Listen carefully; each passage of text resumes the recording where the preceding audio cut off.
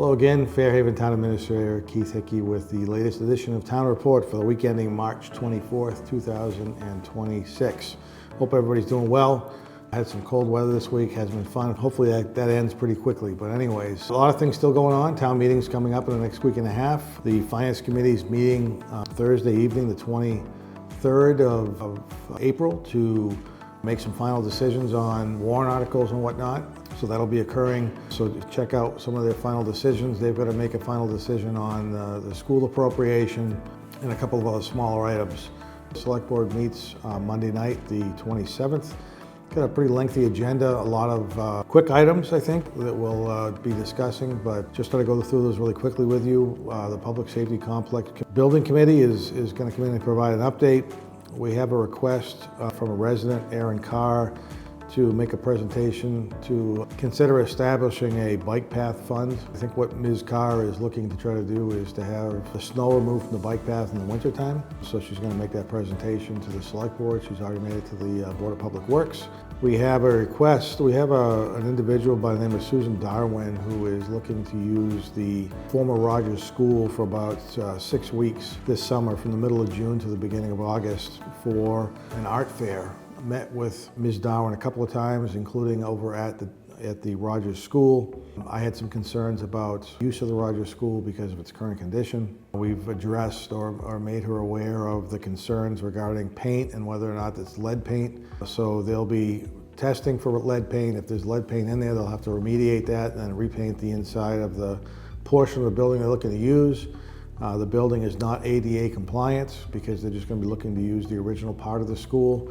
So they're looking to bring a ramp in that's ADA compliant. They'll also bring portable bathrooms in as well, so people have bathroom facilities to use. So it's certainly not an ideal situation, but it's still a beautiful building.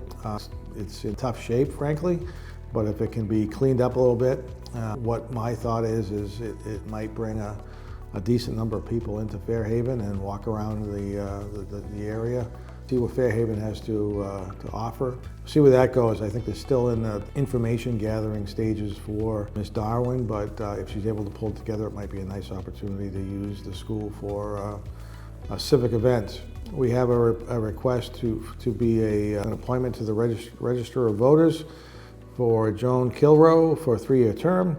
A 1-day liquor license and street closure for Discover Fairhaven for Harbor of Courage event, which is on the 16th of May. A special 1-day liquor license for the annual Fall Bloom Festival at Cushman Park on the 28th of June. And then a use of the Town Hall and temporary street closures from the Fairhaven Improvement Society for the homecoming on the 27th of June, which is always a really nice take.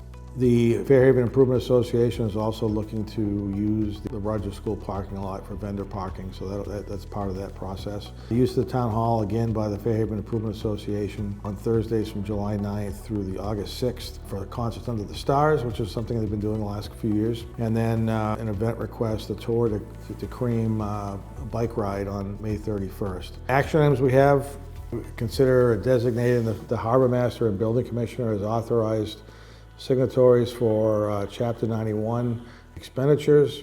Again, kind of a housekeeping item. Consider act of a deed for a parcel on Washburn Avenue for conservation purposes and potentially sign that deed. This has been something that's been discussed now for a couple of years. The property is ready to be deeded over to the town for conservation purposes. It'll be considered by the Select Board April 20th, and shortly after that, the Conservation Commission as well. We have a flag banner request from the Commission on Disabilities for the Disability Pride Month, and a discussion on police details at polling places for elections. There was a suggestion made by somebody whether or not we need to have 3 detail officers working a local election. We'll have a conversation about that. There may be an opportunity to reduce that from 3 to 2, but we'll present some recommendations to the Select Board for their consideration on Monday evening as well. We're going to add an agenda item just to have a final discussion on town meeting and preparation for town meeting, so the Select Board can discuss anything that the Finance Committee may make decisions on at their last Finance Committee meeting. There are precinct meetings, if anybody's interested in attending those, for the town meeting preview on the 30th of April, which is a Thursday.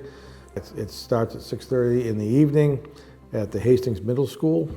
Town meeting again, just to remind people, Saturday, May 2nd, it's 9 o'clock in the morning at Silvera Auditorium at the Hastings Middle School.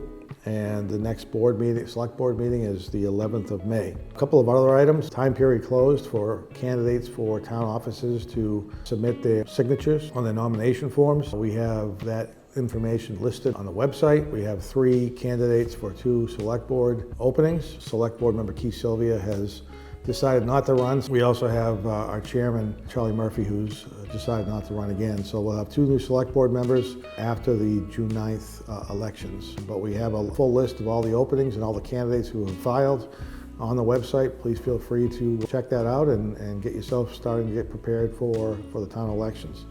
And lastly, the Board of Public Works has asked, they've got a couple of meetings coming up. They're going to present the Bridge Street Corridor project, the Route 6 to Alden Road. Their consultant will provide a presentation on the project at the April 27th meeting. The second meeting they're going to be having is traffic discussion. There's a proposal to make a handful of roads in the downtown area one-way for safety purposes because the streets are so narrow. It's a public informational session that will be held at the Town Hall on May 6th at 6 o'clock in the evening. All of the abutters have been notified, but if people are interested in stopping by and listening to what has to be said and what the proposals are, love to have you. That information is also available on our website if you'd like to take a peek at it beforehand. And the Public Works will also be receiving and opening bids for the Phoenix Rail Trail project, scheduled to kick off sometime in the near future. So lots of stuff going on. Again, all the town meeting information is available on our website. Town meeting handout for town meeting members has been mailed out, and you should have those. If town meeting members don't have copies of that, please let us know. We have extra copies here. And if you have any questions at all, please feel free to reach out. Happy to talk to you if you like. With that, I want to thank you again for watching. Hope everybody has a great week, and we'll talk to you again next week.